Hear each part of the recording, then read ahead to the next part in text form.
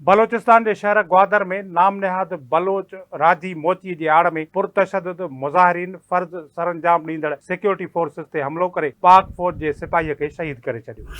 ISPR मूजिब बलोचिस्तान के शहर ग्वादर में नाम नेहाद बलोच राजी मोची की आड़ में ड्यूटी ते मुक़रर सिक्योरिटी फोर्स के एहलकारन ते हमलो कियो वियो।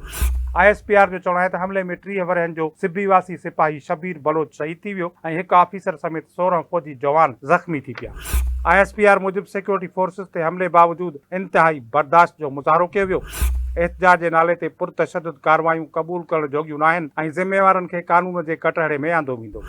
ISPR शहरनि खे अपील कई त प्रोपेगेंडा जो शिकार न बणजनि, पुरसुकून ऐं पुरअमन रहनि ऐं अमन अमान बरक़रार रखण लाइ कानून लागू कंदड़ इदारनि सां सहकार कनि। ISPR जो चवणु आहे त सिक्योरिटी फोर्सेस क़ौम सां गॾिजी बलोचिस्तान में अमन अमान ख़राब करण जूं कोशिशूं नाकाम बणाइण लाइ पुरज़म आहे। ISPR जो वधीक चवणु आहे त सोशल मीडिया ते जैली तस्वीरूं ऐं वीडियोज़ इस्तेमालु करे बदनियतीअ ते ॿधल प्रोपेगेंडा कई पई वञे। सोशल मीडिया ते गैर कानूनी पुरतशद्दुद मार्च लाइ हमदर्दी ऐं हिमायत हासिल करण लाइ प्रोपेगेंडा कई वई।